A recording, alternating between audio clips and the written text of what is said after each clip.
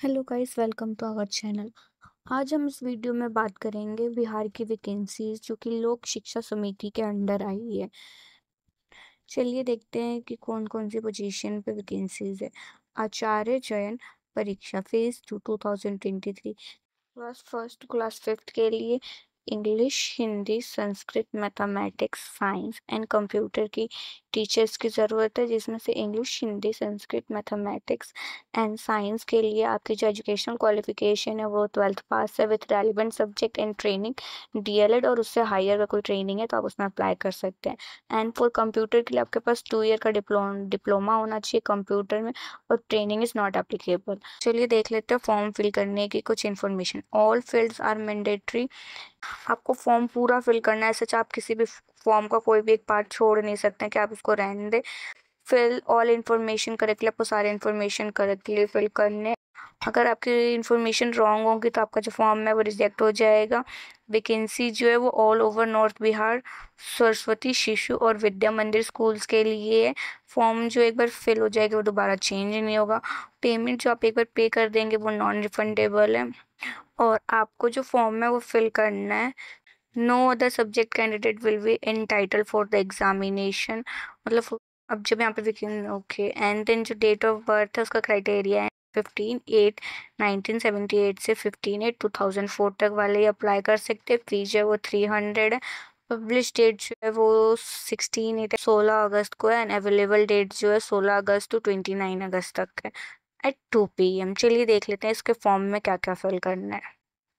आपको अपना नेम भरना है, father's name, mother's name, date of birth, gender, high qualification, email, primary contact, secondary contact, correspondence address, state, district, pin code, permanent address state, उसके बाद permanent address उसका state, district and pin code, class 10th का school, board, year, कितनी percentage आई थी, कौन से subject है, 12th क्लास का सेम स्कूल या कॉलेज, बोर्ड, ईयर, कितनी परसेंटेज आई थी, कितने सब्जेक्ट थे, कौन कौन से सब्जेक्ट थे, ग्रेजुएशन टाइप बीए का रखिए, बीएससी का रखिए, बीकॉम का रखिए, बीसीए का रखिए, कौन से कॉलेज से, यूनिवर्सिटी से, कौन से ईयर में की थी, कितनी परसेंटेज आई थी, कौन कौन से सब्जेक्ट्स थे। पोस्ट ग्रेजुएट का रखिए तो उसका बताना है, एमए का रखिए, एमसी का रखिए, एमकॉम का रखिए, एमसीए का रखिए, कुछ और का रखा है, उसका college, university, year, percentage, subject. अगर ट्रेनिंग है तो डी आपको ट्रेनिंग में, जैसा कि आपको ट्रेनिंग में आपको ऑप्शन मिलेगा डीएलएड का रखिए, बीएड का रखिए, एमएड का रखिए या एनए, यानी नॉट एप्लीकेबल। आप इसमें से जो भी आपने कर रखी हो आप उसे वो फिल कर सकते हैं। एंड देन कौन सा कॉलेज से की थी, कौन सी यूनिवर्सिटी की से की थी, कितने परसेंटेज आए थे, कौन सी ईयर में की थी। और उसके बाद आपको अपनी फोटोग्राफ लगानी है जो कि 100 KB के अंडर होगी।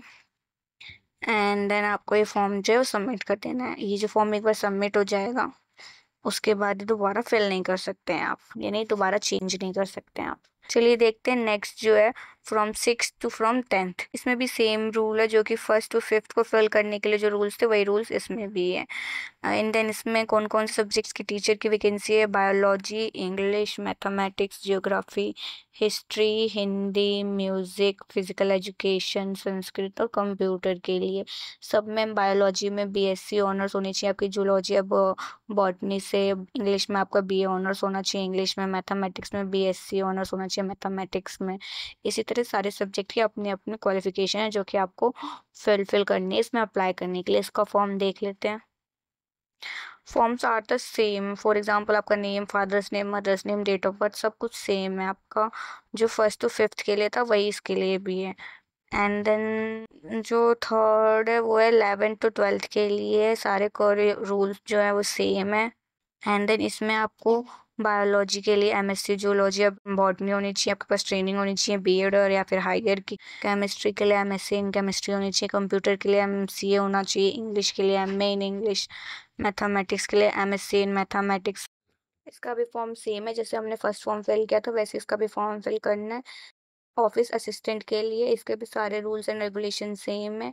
इसमें आपको ग्रेजुएशन चाहिए और ट्रेनिंग चाहिए, 1 ईयर का डिप्लोमा होना चाहिए आपका कंप्यूटर, और आपके पास नॉलेज होनी चाहिए टैली की इसमें अप्लाई करने के लिए। एंड देन इसका भी फॉर्म ऑलमोस्ट सेम है।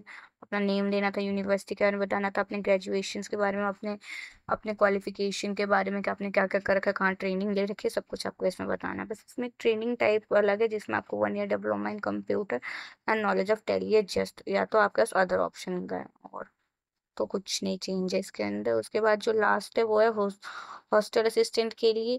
इसके भी सारे रूल्स एंड रेगुलेशन, सारे जो रूल्स है वो सेम है। एंड देन इसमें ग्रेजुएशन होनी चाहिए किसी भी सब्जेक्ट से, ट्रेनिंग जो है वो नॉट एप्लीकेबल है।